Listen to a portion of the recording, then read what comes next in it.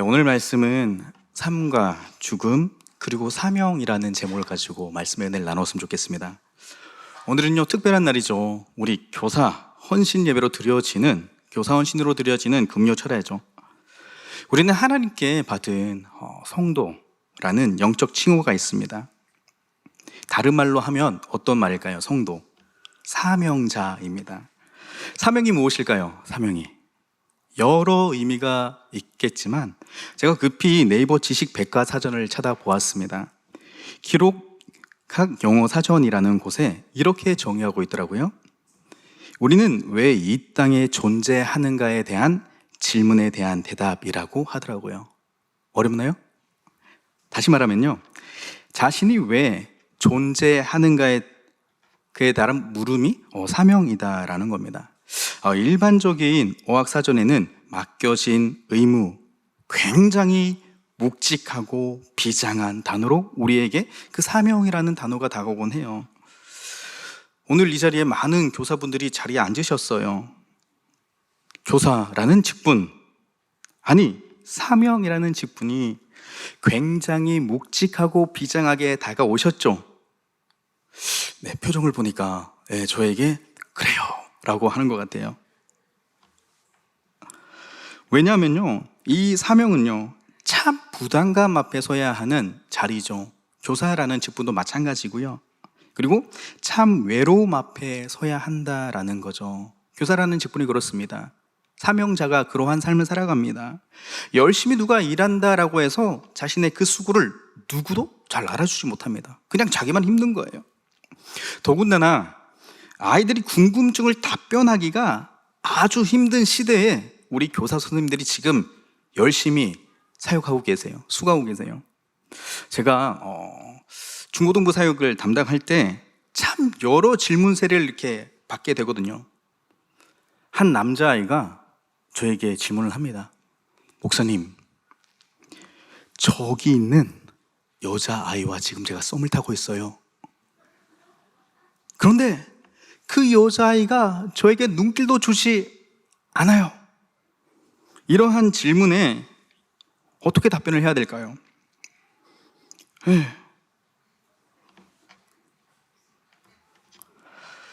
그 남자의 이야기를 들으면서 전 참 많은 생각에 빠졌습니다. 그러면서 이런 생각이 들더라고요. 이것이 진정한 썸이었던가? 그러면서 마음속으로 이렇게 기도했어요. 하나님, 저 어린 영혼의 착각의 비늘을 벗겨주시옵소서. 저 어린 영혼의 착각의 비늘을 벗겨주시옵소서라고 마음속으로 기도했습니다. 혹시 고3 친구들 이 자리에 나오셨어요? 고3 친구. 네, 역시 열심히 자기의 본분을 사명을 다 하고 있는 것 같습니다. 그때 제가 사역할 당시 아마 그때가 수능이 끝난 날이었던 것 같아요. 끝나고 얼마 되지 않았는데요, 한 고3 친구 여자아이가 저에게 다가오는 겁니다. 그러면서 이렇게 질문을 하는 거예요. 목사님, 전 이제 진짜 큰일 난 줄 알고. 뭐가 끝났다고요? 수능이 끝났다고. 드디어 올 곳이 왔구나. 그 친구가 굉장히 공부를 잘하는 친구였어요. 공부를 못하는 사람들은요, 뭐 내려가도 별 걱정이 없습니다. 100등이나 99등이나 별 차이가 없잖아요. 그런데 그 친구가 전교권에서 놀던 친구거든요. 그런데 그 친구의 성적이 마치 번지 점프를 하는 것처럼 추락을 할 때 이제 왔다. 난 어떤 답변을 해야 될까? 마음속으로 정말 하나님께 기도를 하고 있었어요. 그런데 그 친구가 이렇게 저에게 질문을 하더라고요. 목사님, 아주 심각한 얼굴로, 목사님, 제가 쌍수를 하려는데 성경적인 답변을 듣고 싶습니다. 여러분들 어떻게 해야 될까요? 분명히 수능이 끝났고 대학교 가기 전까지 시간이 있을 거예요. 그런데 부모님을 설득시킬 그 쌍수라는 것을 통해서 의사의 손을 빌어서 자신의 외모가 재창조의 역사를 받고 싶었던 그 아이의 마음을 제가 어떻게 답변을 해야 될까요? 또 어떤 친구는요, 참 고급적인 질문을 하더라고요. 목사님, 왜 예수님께서 이 땅에 내려오셨을 때 이 부조리한 세상에 높은 관료가 아닌 서민, 목수, 마구간으로 이 땅에 오셨어요? 오늘날로 말하면 아르바이트생 아닌가요? 자기가 그렇게 예수님이 이 땅에 오셨던 것을 생각해 보았을 때, 높은 관료로 왔을 때 그 높은 직책에서 권력으로 사람들에게 하나님 말씀을 선포하였다면 그 당시에 그 모든 사람들이 하나님을 더욱더 잘 믿었을 건데 라는 깊은 고민으로 이렇게 질문을 하기도 합니다. 이 자리에 계신 우리 성도님들도 예외가 아니죠. 여러분들은 성도이면서 동시에 어떤 자입니까? 사명자. 이 땅에서 사명자로 살아간다라는 것이 깊은 고민에 빠지기도 한다라는 거죠. 그러한 신앙의 깊은 고민으로 우리는 참된 가치를 발견하길 소망합니다. 사명자로 살아간다라는 것은 너무나도 중요한 거죠.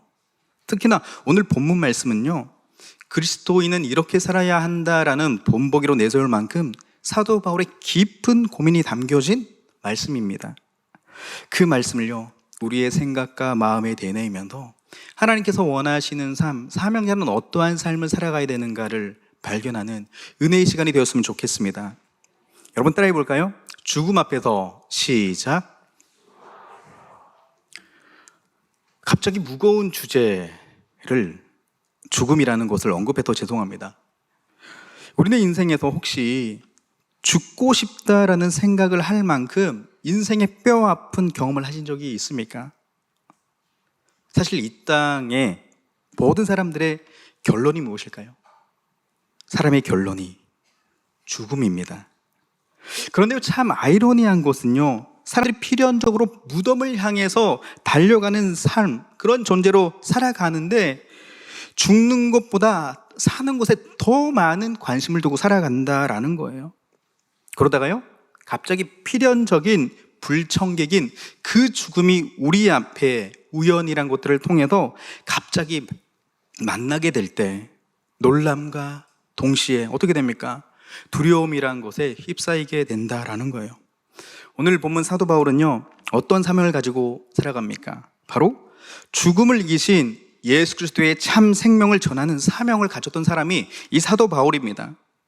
사도 바울도요, 인생을 죽음 앞에 승리하신 그 예수 그리스도를 전하였지만 그에게도 뜻밖인 불청객인 죽음이 눈앞에 찾아왔다라는 거예요. 열심히 하나님의 사명을 감당하면 하나님께서 복 주셔서 행복하고 화려하고 최상급 인생이 되어야 된다라고 우리는 그런 생각을 하면서 하나님을 믿으면서 살아가고 있습니다. 그런데 이 사도 바울도 그런 생각을 가지고 열심히 하나님의 일을 했습니다. 그러나 그의 실상은요, 감옥행 여정이었다라는 거예요. 성경학자들은 빌립보서를 기록할 당시 이 사도 바울은요, 로마 시대 감옥 안에 있다라는 견해를 모읍니다.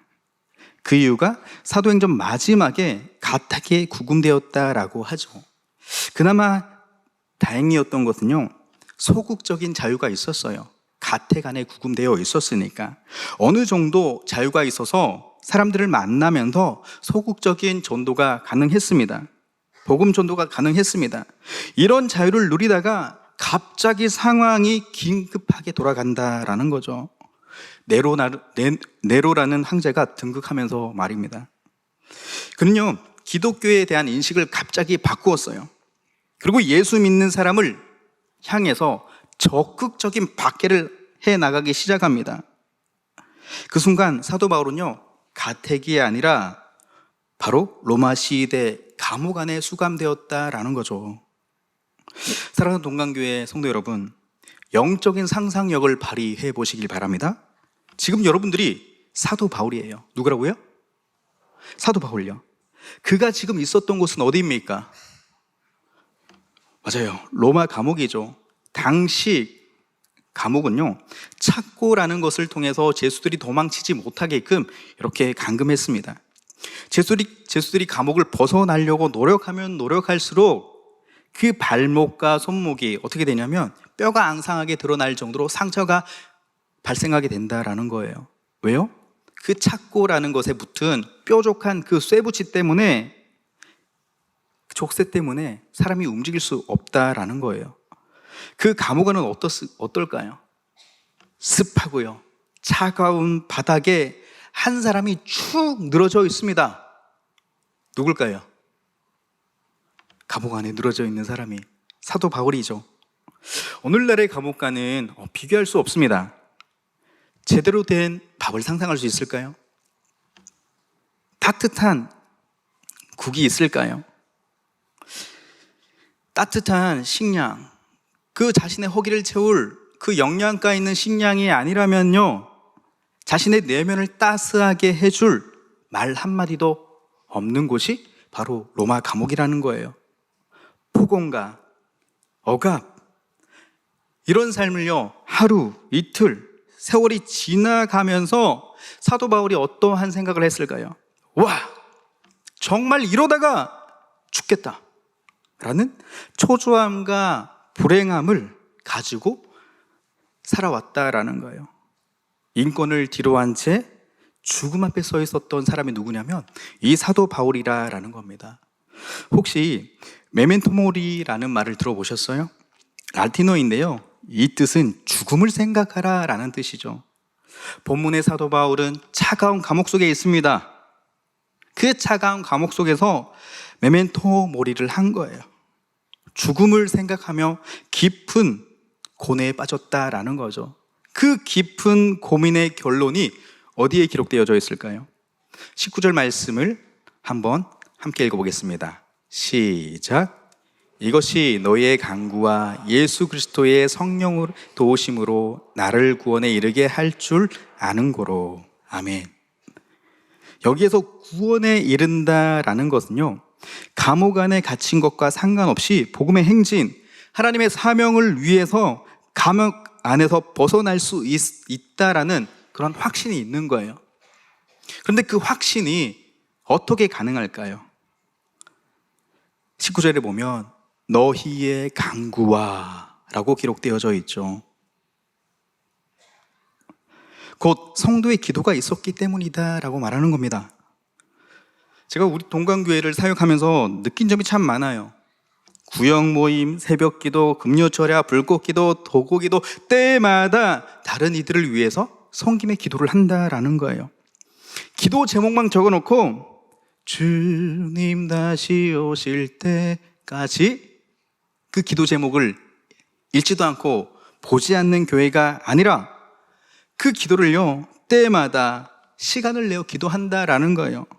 도저히 희망이 보이지 않는 성도들을 위한 뜨거운 기도가 살아있는 교회가 지금 우리가 속해 있는 동강교회다라는 겁니다. 그 은혜가 이 시간에 꽃피우기를 주님의 이름으로 간절히 소망합니다. 20절을 한번 읽어보겠습니다. 시작. 나의 간절한 기대와 소망을 따라 아무 일에든지 부끄러워하지 아니하고 지금도 전과 같이 온전히 담대하여 살든지 죽든지 내 몸에서 그리스도가 존귀하게 되게 하려 하나니. 아멘. 부끄러워하지 않는다라고 20절 말씀이 기록되어져 있죠. 이 의미는요, 추하게 되지 않겠다라는 의미입니다. 혹은 불명예를 당하지 않겠다라는 의미예요. 사도 바울의 현실은 어떻습니까? 차갑고 냉랭하고 어둠이 칠흑 같은 그 로마 시대 감옥 아닙니다. 다시 말하면요, 죽음의 그림자가 자기를 덮쳐오는 순간이라는 거예요. 그 순간 사도 바울이 지금 정신을 차립니다. 이렇게 말하는 거예요. 내가 지금까지 죽음을 이기신 그 부활하신 예수 그리스도의 생명을 전파했는데 설령 로마의 칼에 내 목이 배임을 당하더라도 비굴하지는 말자 라는 그런 고백을 하는 거죠. 자신의 사명이라는 그 엄청난 하나님의 대업이 상상조각난 그 마음을 추스리는 고백이 이 대목이라는 겁니다. 이어서 사도 바울의 고백이 더 돋보이는 곳이 있는데요, 살든지 죽든지 내 몸에서 그리스도가 어떻게 되기를 원한다고요? 존귀하게 되게 한다라고 기록하고 있어요. 자신의 사명이 다시 기억나고 회복된 것을 이렇게 나타내는 문장인 거죠. 그러니까요, 사도 바울의 생각할 때 어떠한 생각을 했겠습니까? 나 하나 죽는다고 무슨 손해를 보겠냐? 나 하나 산다라고 해도 주님이 무슨 이익이 되겠느냐라는 것을 알게 되었다라는 거예요. 저희 소년부 부서에 청년부 선생님들이 계신데요, 취업을 하신 분들도 계시고요, 취업을 준비하는 선생님들도 계십니다. 죽어라고 노력을 합니다. 그렇게 자신의 인생을 위해서 죽어라고 노력을 하고요, 그 와중에서 다음 세대를 위한 여름 사역을 준비하고 있습니다. 그 청년들의 삶은요, 답을 찾을 수도 없어요. 자신의 노력을 통해서 수많은 스펙을 쌓고 취직을 했는데 그것이 끝이 아니다라는 거예요. 아마 이 자리에 참석하신 우리 청년들도 마찬가지일 겁니다. 취직해서 뭐합니까? 직장 상사의 비위를 맞추려고 수많은 노력을 하죠. 자신이 잘못하지 않았는데 그냥 이렇게 직장 상사가 나무라면 죄송합니다, 그런 비굴한 인생을 이렇게 살아가고 있다라는 거예요. 왜냐하면요, 예수 믿는 것 때문에 그렇다라는 거죠. 그렇게 부단한 노력을 하고 있는데, 신앙을 지키려고 노력을 하고 있는데 직장 상사가 때로는 이런 말을 남기기도 합니다. 쟤는 예수 믿는 건 좋은데 융통성이 너무나도 없어 라는 낙인을 찍히기도 한다라는 거죠. 마찬가지입니다.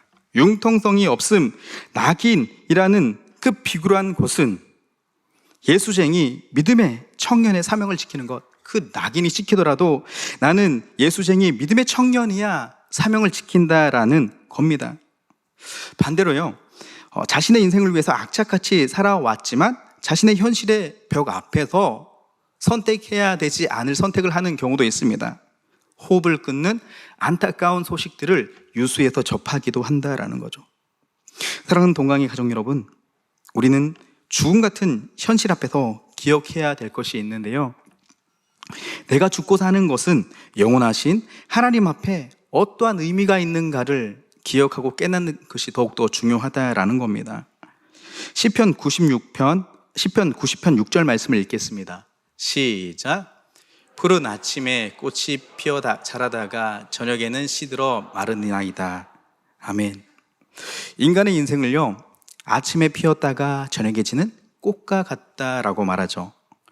시편 110편 3절 말씀에 이렇게 기록되어져 있습니다. 읽어볼까요? 시작. 주의 권능의 날에 주의 백성이 거룩한 옷을 입고 즐거이 헌신하니 새벽 이슬 같은 주의 청년들이 주께 나오는도다. 아멘. 공통점이 있죠. 청년들이 새벽 이슬 같다라고 합니다. 새벽 이슬, 공통점이 무엇입니까? 잠시 있다가 사라진다라는 거예요. 우리는 인생이요, 잠깐 있다가 없어지는 인생이다라는 거죠. 제가 청년부를 맡아서 사역을 할 때 여청년들에게 우스갯소리로 이렇게 말하는데, 죄송합니다, 그렇다라는 것은 아니에요. 제가 이렇게 말을 했어요. 너희들이 아무리 예뻐도 조금 있으면 30, 40대 중반이 지난다. 그러다가 혹 세월이 지나서 50대가 된다. 그때가 되면 너희들 어떻게 되는 줄 아니? 남성 호르몬이 나와서 쇼코트를 해놓고 누가 남편인지 누가 아내인지 모르는 날이 속히 온다. 그러니까 자만하지 말라라고 하는데요, 이것을 어디서 깨달았냐면요, 저희 어머니를 보니까 그렇게 깨달을 수 있더라고요. 오늘 보니까 누가 아빠인지 모르겠는 거예요. 이렇게 음성이 막 높아져가지고. 사랑하는 동강교회 성도 여러분, 우리 하나님은 어떤 분인가요? 영원하신 분 아닌가요? 우리의 시작도 끝도 그 영원하신 하나님 한 분, 그 분 앞에 있다가 우리의 인생이 잠깐 있다가 사라질 연약한 존재가 우리다라는 거예요.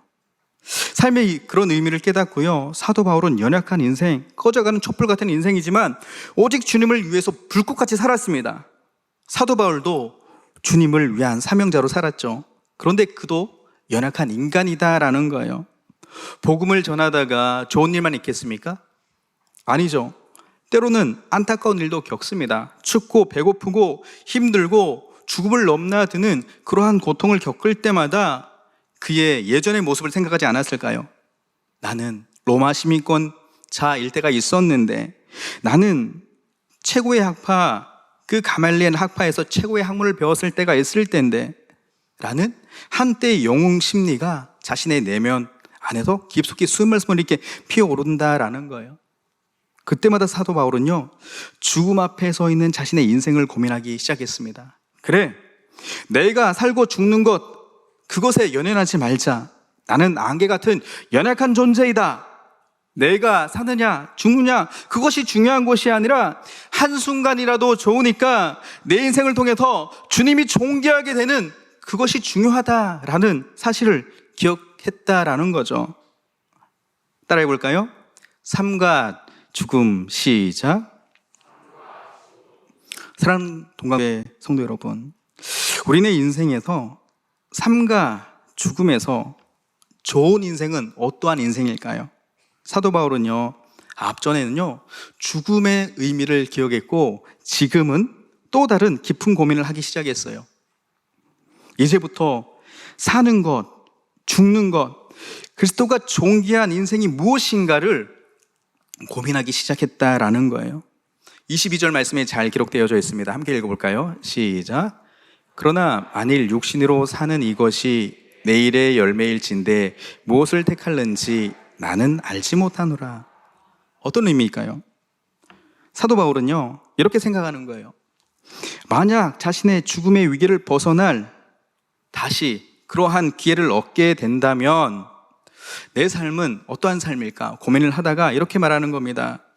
무엇이든지 그리스도를 존귀하게 되는 일일까? 내 인생이 그런 인생을 살아갈 수 있을까를 고민하기 시작했다라는 거예요. 이어서 23절과 24절 말씀을 읽겠습니다. 시작.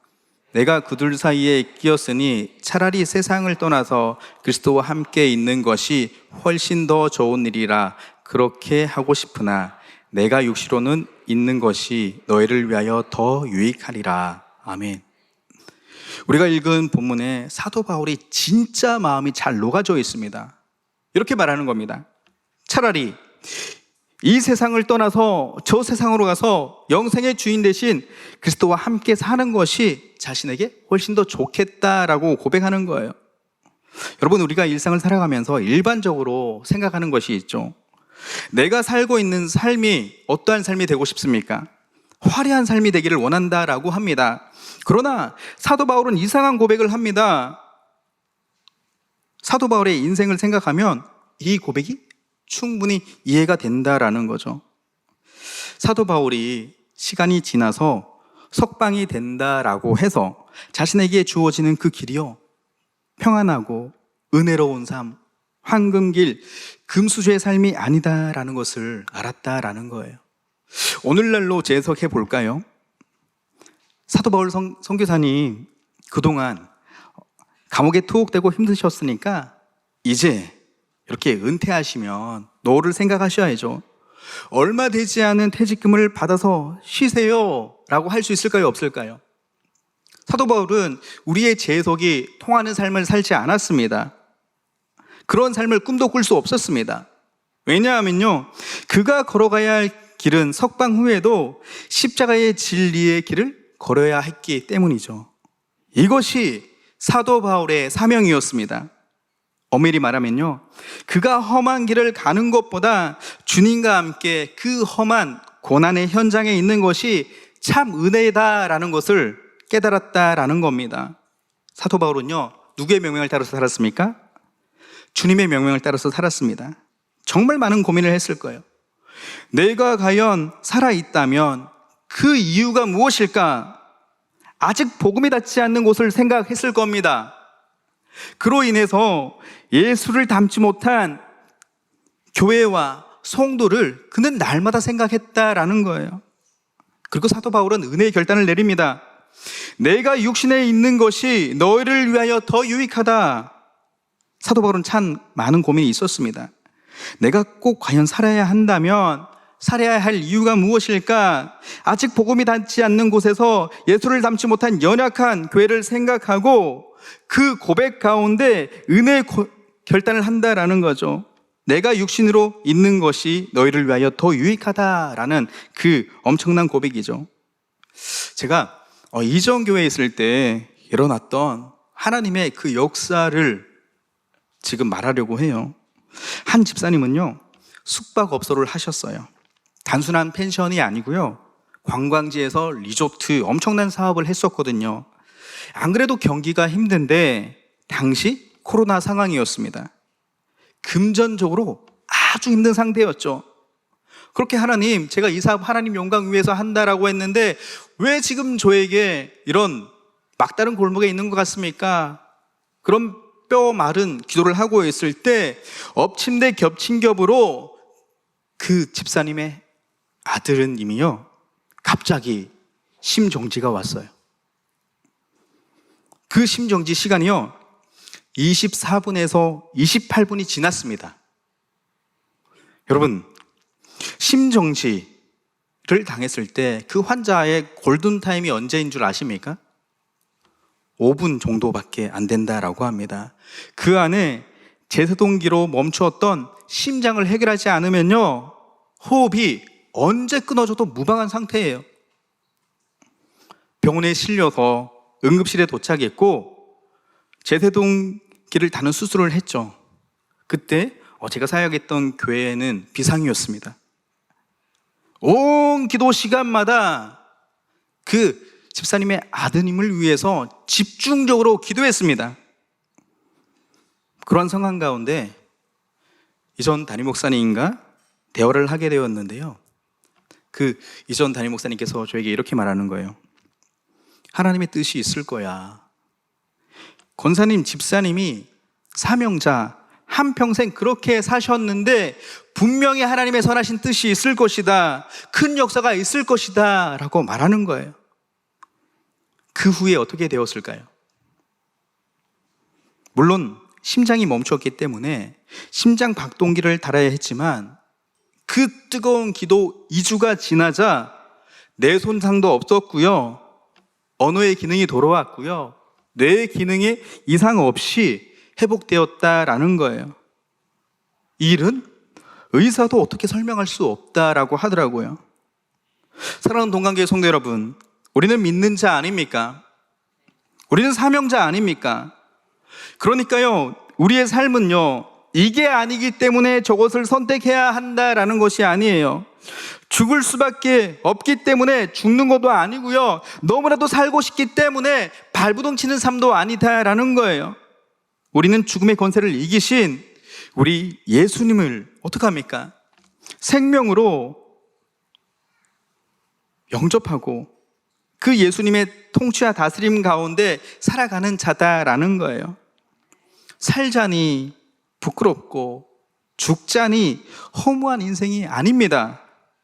사명이 있기 때문에 살아야 하고 사명을 다했기 때문에 넉넉히 죽음의 문턱을 넘어가는 자가 이 자리에 모인 우리다라는 거예요. 25절 26절 말씀을 함께 읽겠습니다. 시작.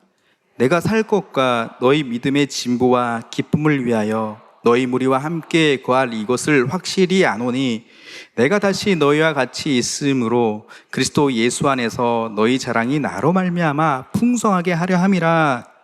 아멘. 사도 바울은요, 예수의 생명이요 자신 안에 있대요. 나는 죽어도 주님 만나기에 너무나도 좋지만 살아서 아직 내가 해야 할 일이 있다라는 것을 깨달았다라는 겁니다. 그래서 나는 죽지 않고 살아서도 그리스도를 존귀하게 하는 인생이 되고 싶다라고 고백했던 겁니다. 사도 바울의 고백이요 정말 대단하고 비장하고 위대한 것 같습니다. 그러나 그렇게 유쾌하지 않는 고백인 것 같아요. 이 말의 의미는요, 자신의 인생을 돌아볼 때 비통함으로 물든 자리로 돌아가서 사람들이 그리스도를 전함에 따라서 비난할 것이고요, 그리고 자신의 인생이 수치를 당할 거고요, 고생과 눈물, 온갖 고통을요 자신의 몸으로, 자신의 인생으로 감내하겠다라는 엄청난 고백인 거예요. 사랑하는 동관교회 성도 여러분, 여러분들이 살아야 할 이유를 발견하셨습니까? 그렇다면 그 자리로 돌아가십시오. 세상이 나를 반겨주고 환영해주고 꽉 찬 인생을 살았다라고 사람들이 박수 쳐주고 그렇게 자신의 인생에 대해서 칭찬해 주면 얼마나 더 좋을까요? 그런데 우리의 삶이, 우리의 인생의 현장에서 수치와 상처로 돌아올 때가 너무나도 많다라는 겁니다. 그래서 우리는요, 은혜의 결단을 해야 된다라는 거죠. 조금 힘들다라고 해서 회사를 그만두고, 조금 힘들다고 가정을 내팽개치고, 조금 시험에 떨어졌다라고 해서 자신이 하고 있던 그 일들을 포기하고, 신앙생활을 하면서 내가 다니는 교회에 시험이 들었다라고 해서 교회를 떠나는 그런 일들을 하지 않기를 주님의 이름으로 간절히 소망합니다. 내가 있는 그 사명의 땅에서는요, 눈물이 나고 몸이 부서지는 고통을 당하더라도 버티고 그 사명을 지키겠다라는 의지가 있는 사람이 사명자, 성도라는 거예요. 사랑하는 동강교회 성도 여러분, 말씀을 맺기를 원합니다. 오늘 말씀 21절 말씀을 함께 읽겠습니다. 시작. 이는 내게 사는 것이 그리스도니 죽는 것도 유익함이라. 아멘. 지금 고인이 되신 한국인 최초로 백악관 차관보까지 지내셨던 분이 계시는데요, 여러분들이 잘 알만한 인물입니다. 강영우 박사님이십니다. 그분은요, 13세 축구를 하다가 축구공에 눈에 맞아서 실명을 하셔서요, 평생 장애인으로 지내셨어요. 그분의 저서 중에 내 눈에는 희망만 보였다라는 책이 있습니다. 그분의 신앙을 엿볼 수 있는 책인데 시간이 되시면 한번 읽어보시면 좋겠습니다. 평생 장애인으로 온갖 역경을 살아왔지만 인생의 말미에 화려한 인생이 되어서 사람들에게 박수받는 인생이 되었으면 얼마나 좋겠습니까? 그런데 그 강영우 박사님이요, 일평생 장애인으로 사셨고 그렇게 주님을 위해서 수많은 노력을 했는데 원치 않는 질병에 걸리게 됩니다. 가족과 지인들은 치료를 원합니다. 그런데 그런 분이 이렇게 말씀하셨습니다. 난 나를 사랑하여 염려해 주시는 분들이 생각하는 것처럼 삶을 포기한 것이 아닙니다. 지금껏 나의 삶은 축복받은 삶을 살아왔습니다. 내 장애는 저주가 아니라 하나님께서 내려주신 축복의 삶이었다라고 말이죠. 그리고 50여 년을 하나님이 주신 축복을 통해서 감히 꿈꿀 용기도 없는 그러한 일들을 나는 해내었다. 나의 삶을 벌써 내가 하고자 하는 모든 목표를 다 이루었다. 하나님께서 나에게 허락하신 덤의 시간이 좀 더 줄어들었다고, 하나님께 앙탈 부릴 것도 없다라고 그 지인들에게 말씀하셨다라는 거예요. 덤의 시간을 가지려고 아등바등 거릴 필요가 없다. 무슨 말인가요? 하나님께서 하신 계획대로 살아온 지난 일들이 이었으니 자신의 그 모든 인생을 하나님께로 맡기겠다라는 거죠. 어쩌면 사도 바울의 고백이 이런 삶이 아니었을까요? 사랑하는 동강교회 가족 여러분, 살아야 할 이유를 발견하게 될 때 죽을 힘을 다해서 수많은 세파와 싸워야 합니다. 우리의 사명이 다 있을 때 누가 있습니까? 예수 그리스도의 부활이 내 안에 있습니다. 그러니까 우리는 저 하늘나라를 사모하면서 세상에 뒤돌아보지 않고 살아갈 수 있는 능력을 우리가 부여받게 되는 거죠. 이 자리에 모인 우리 동강의 성도님들, 예수님의 사랑을 사모하여서 예수님께서 원하셨던 그 은혜의 길을 가시면서 꽉 찬 인생을 살아내시는 사명자 되시기를 주님의 이름으로 간절히 소망합니다.